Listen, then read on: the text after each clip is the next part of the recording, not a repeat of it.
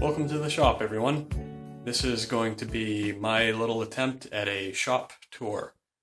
I've been meaning to do this for a while. I just could never get the shop into a state where I felt it was presentable, but it's still very much a work in progress. I recently moved into this space here, and it's been quite a process moving all of my stuff into the shop that should be here and trying to move all of the stuff that shouldn't be in here out somewhere else. So without further ado, I'm just going to take you on kind of a high-level tour. There are some specific things that I want to do more involved videos about at some point in the future, especially when it comes to the Horth lathes and equipment, but I'll give you the nickel tour here. I'm recording this video on my cell phone, you probably noticed. It's just a little bit easier that way. I've actually still got my,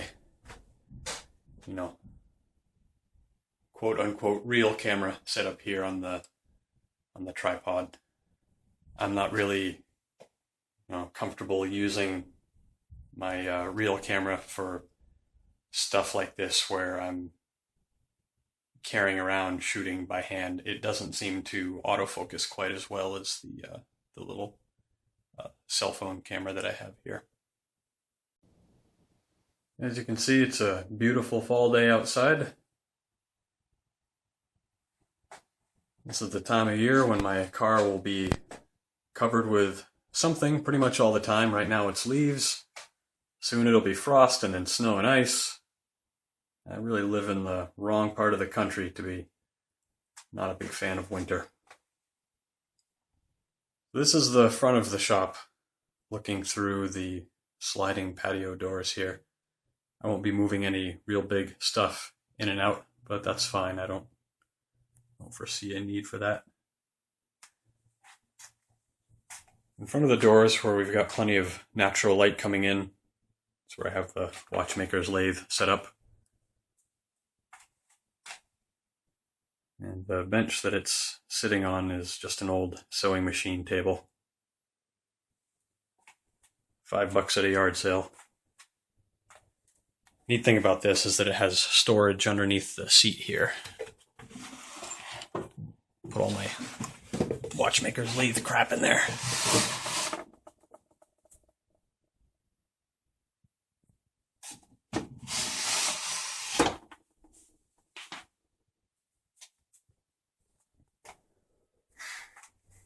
The lathe is powered by a little DC motor, you can see here. It's out of an old security gate. This motor powered a lead screw that would swing open large gate doors. What's powering the DC motor is an old PC power supply under here. You all probably know the trick to using these standalone. There's a couple of pins in one of the connectors you can jumper together, and then these make great little standalone DC power supplies. Moving right along, we have the corner of shame. All kinds of junk piled up here, some that needs to eventually not be here. That little bench there is actually the kids' workbench. Not exactly accessible right now. Working on it. And right next to that is where I have the rivet set up.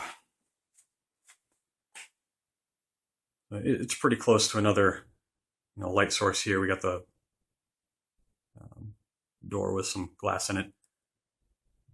Good LED shop lights above it. This is a pretty good setup. I've mounted this on an old South Bend cabinet that I got from my father. And again, most of you probably already are familiar with this setup here. Certainly any of you that have followed along with me in the forums or on my blog. This is a Reliance 3-phase, I think half-horse motor. Yep, half horse. And I just have it set up fixed to run to the large pulley on the cone, and I'm powering it through a VFD. This is the largest VFD I believe you can get that runs off of 110. Any bigger than that, you need 220, but it's still a great way to run a three-phase motor on your typical household power. Little potentiometer up here to vary the speed. So between the variable speed from the drive and the back gears on the machine, got plenty of speed options, got plenty of torque. It's a great setup.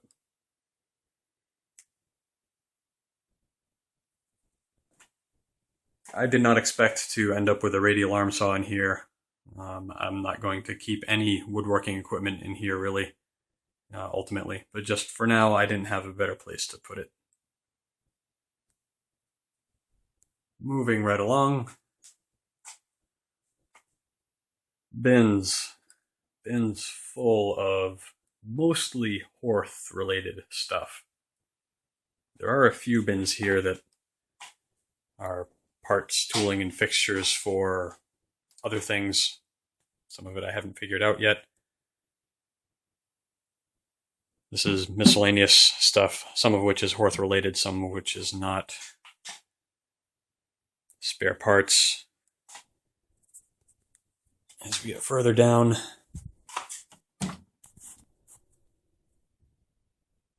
these are tool holders, tool posts, dogs, a few knurling holders. And the next bin down, it's mostly face plates and driving plates. The bottom bin is full of tailstock fittings, so a lot of centers and drill chucks and other sort of oddball stuff. Crotch centers and drilling pads. This bin back here is full of turret tooling. Much of it does not fit the Horth turret that I have. Some of it does. Haven't finished going through all that yet. Third bin down back here is full of change gears. Change gears and I think a few indexing plates that I haven't dug out yet. Those would be for the two machines that have the threading attachments, and the form relieving attachment also uses those change gears. There's another bin on the bottom down there. Honestly, I don't remember what's in it right now. And I'm not going to pull it all out right this second. A bucket full of leather belts and things that I don't know what to do with yet. I'm probably not ever going to use them. I feel bad about getting rid of them. Green bin back here is full of Volkswagen Vanagon parts.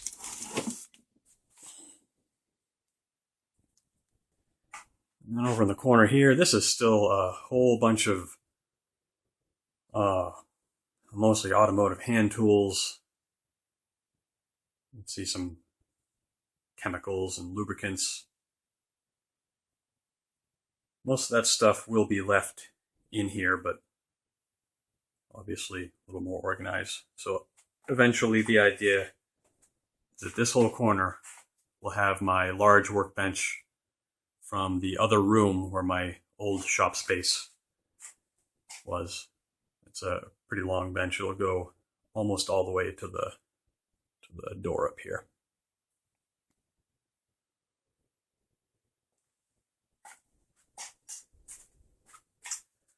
This is the door into the utility room, which is where my shop space used to be. I shared my space with the furnace and the oil tank and all of the other stuff that we just kind of kept in there. So in this corner, as it's come to be known, the least embarrassing corner of the shop, at least for now. It's where I have the first one of my Horth lathes set up. This one came with this fantastic threading attachment. It did not come with this lever slide and the turret. They're actually for a different machine, but for now, just so I could start using them, this machine that I have set up here was kind of a good host for them. The compound rest and the tailstock from that machine are up here on the shelf.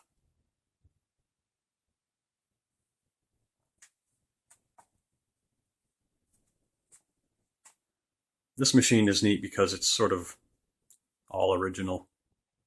This counter shaft that's with it, I'm not so sure about the motor, but I guess that doesn't really matter. All of the tooling that's with it in the drawer down here. There's a stack of change gears back there somewhere for it too. All that stuff that came with the machine was purchased by the original owner. This lever collet closer. I love the lever collet closers on these things. They're superior to the Rivette collet closer. And there are a few design elements about the headstock in these, at least the back-geared machines, that I really prefer to the Rivette as well. Really nicely designed machines. So that's kind of a cool little piece of history there. From what I gather, there aren't too many of these threading attachments for the Horths kicking around. 2 of them are in my shop here. These shelves back here have a couple more of the attachments. And this is kind of where I'll not get into a lot of details on these because I do want to do separate videos, especially regarding this attachment here. It doesn't look like much. This is a form relieving attachment. I'm missing cams that go on the input shaft down here. I don't know how many were available, what typically came with them, so I'll have to make up whatever cams I need. I also do not have the tool post that fits this dovetail back here, so I'll have to make up something for a tool post. Down here is a keyway slotting attachment. Looks like a real handy way to cut keyways into work while it's in place on the lathe.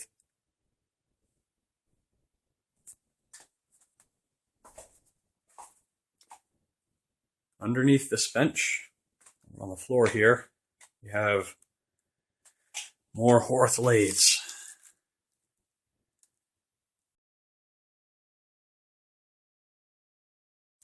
There's actually 2 under the bench right there. Not sure how well you can see them. One's blue, the other one's black. It really blends in.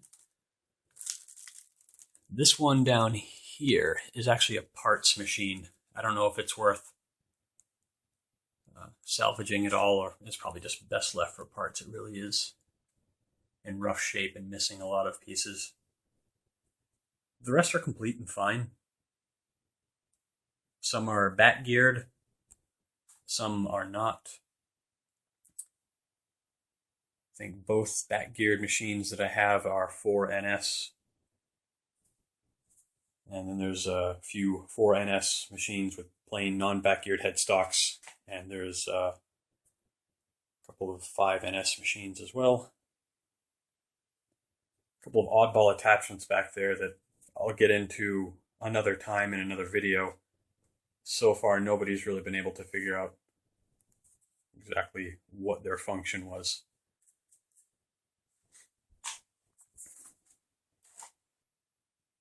This desk here is currently acting as kind of a substitute for my large workbench that isn't in the shop right now. I have my computer set up down here a lot of times. Surface plates here. It's random bench junk that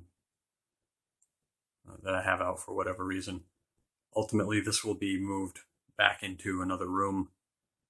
This really is my wife's stained glass bench that she'll probably want back someday.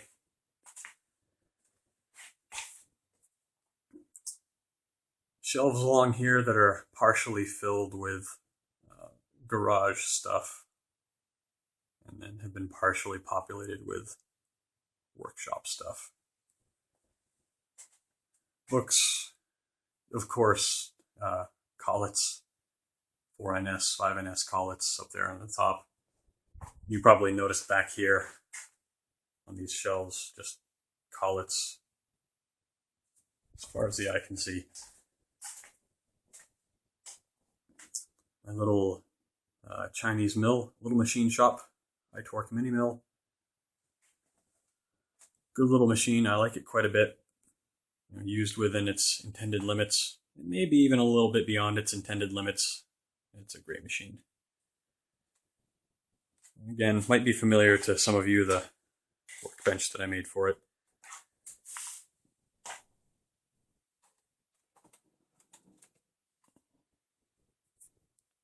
Drawer for all the stuff.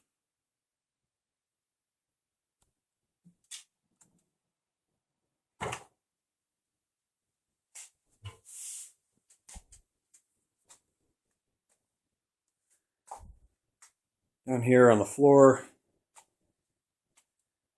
this isn't quite as bad as it looks. I've set some stuff down here on these bins that shouldn't be here, but these two bins have more Horth stuff in them. Top bin is slide rests and draw tubes and a few headstock related fittings. And the bottom bin down there is chucks. 3-jaw and 4-jaw chucks of various sizes. There's a 2-jaw chuck in there. Some are 4NS, some are 5NS. Not that the collet fitting itself actually matters, but the 5NS are larger capacity, so the 5NS have a larger spindle nose than the 4NS, so they take a larger threaded chuck fitting. Of course, my cheapy Harbor Freight bandsaw that I completely love. I'm sure better bandsaws are better, but I'll tell you what, compared to using a hacksaw, this thing is just fantastic. A little bit of time to get it trammed in, put a good blade on it, deburr all the work holding parts. Real nice. My welder, little Hobart Handler 135, I don't get an excuse to use it quite often enough. I'd like to have some more reasons to weld. I just never really do. That comes in real handy sometimes. It needs to not be in here. Ultimately, I'll keep it somewhere else and just drag it out when I need it. Check out those draw tubes. No idea why they ended up in my stuff.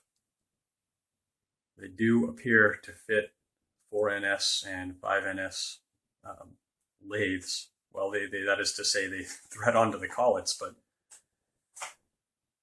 good Lord, that's a long draw tube. Up here on the shelf is some more Horth stuff. We've got some steady rests over here. Nice to finally have machines with steady rests. I've never had that before. And all this stuff along here is pieces of a universal grinding attachment. Also to be the subject of its own video at some point.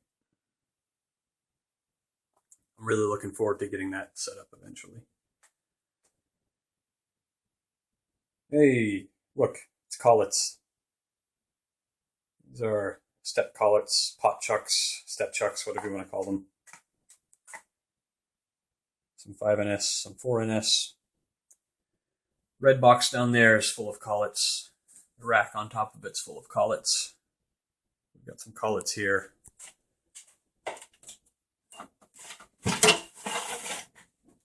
We've got some collets and some arbors. This drawer here. This is the second Horth machine that I've had up and running. This is the last one that I got up and running. This one really didn't need much to be up and running. My buddy Martin, who is kindly given all this Horth stuff to me, had already given this one a once over not all that long ago. So it was already real clean. You know, it didn't need to be totally torn down.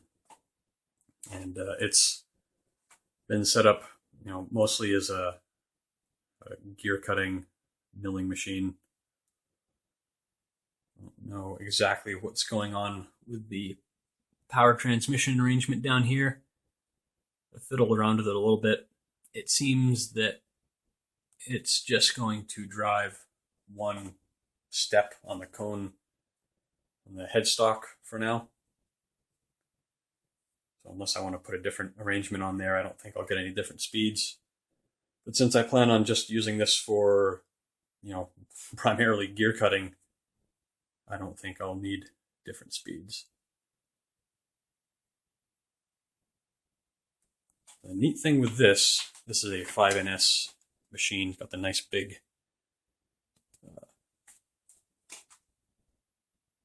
big bore spindle on it. The Horth milling attachment on this is really cool. The rivet milling attachment's similar in function, but the design's rather different. You can see right now this one is set up with an indexing attachment. So your work held in a collet down here, and this attachment takes 4 NS collets, the smaller ones. You can index using different master plates that fit. There's a few down here. I've got a few more in one of those bins. And your cutter held in the headstock. Horth seemed to have a thing for slides that could be actuated by lever or by screw and hand wheel. And they have a real slick mechanism for that. You can see here this nut, when you tighten it down, engages the screw feed mechanism. With the nut backed off just a little bit, you get the lever feed. And of course, being plane turning machines, everything just sort of clamps directly to the bed for some semblance of accuracy when setting the travel of the milling attachment here. There's a little screw stop.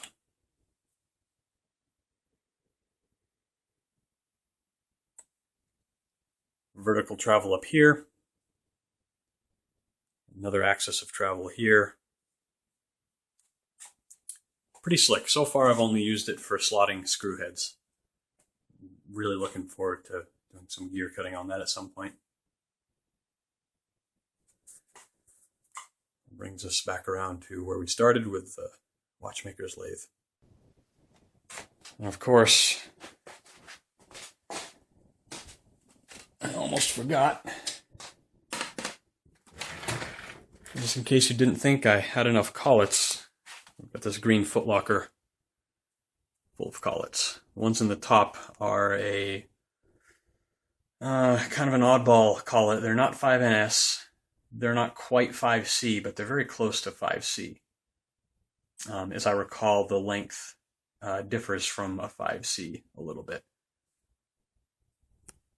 And there's more collets underneath, of course, but next to the collet racks underneath, and I know that's really difficult to see because the light's terrible in here. There's a whole box full of these tailstock die holders. I've got some out here in the light, you can see a little better. So when I got this stuff, there was a die holder for each size die that the guy used with this. I mean, whoever ultimately all of this stuff came from. I know a lot of this stuff came from various places, from Maine to New Hampshire to Boston. I think the one we looked at with the milling attachment over there came from Florida. A lot of the stuff came from the estate of, let's see if I can remember the name and do it some justice here, L. Francis Herreshoff, well-known yacht designer, I guess. And if you look around online, you can actually find a photograph of him standing at a Horth machine, what looks to be the very milling attachment It was on that machine over there that we were just checking out. That milling attachment is not original to that machine. It came from a different machine. So from what I understand, there's quite a bit of stuff here that came from Herreshoff's estate, and then some other smatterings of the equipment that came from various other locations. I don't know offhand where these die holders came from. I suspect it was from the Herreshoff estate, but I don't know that for sure.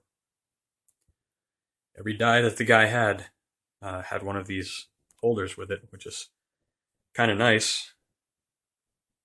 There seem to be two sizes of them. These little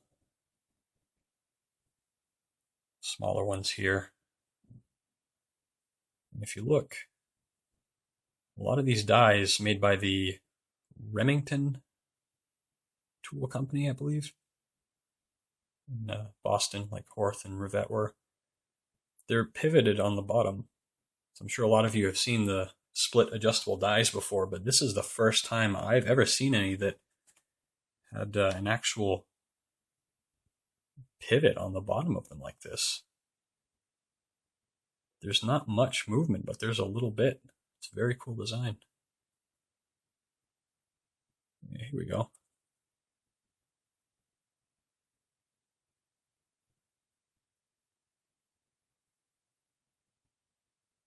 Oh, focus.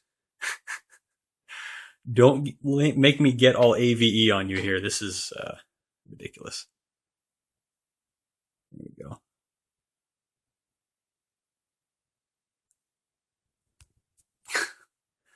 So I didn't use my real camera because of the autofocus.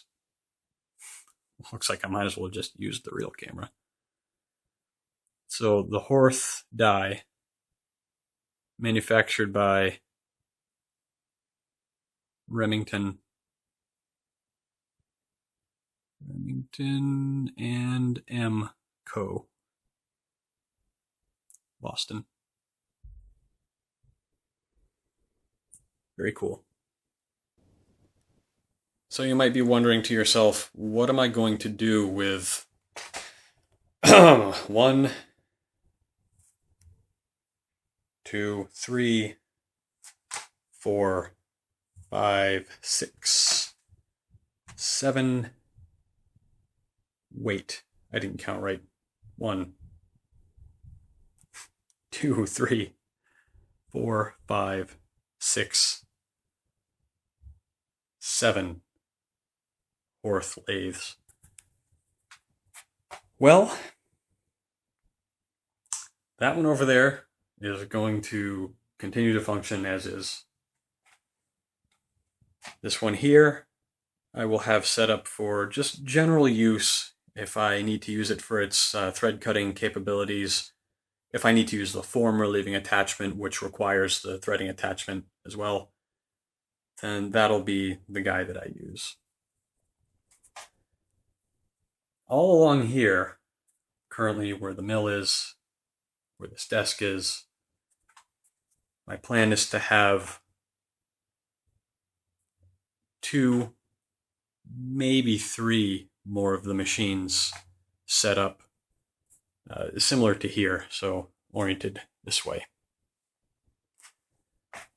One will be set up dedicated with the turret and lever slide set up there.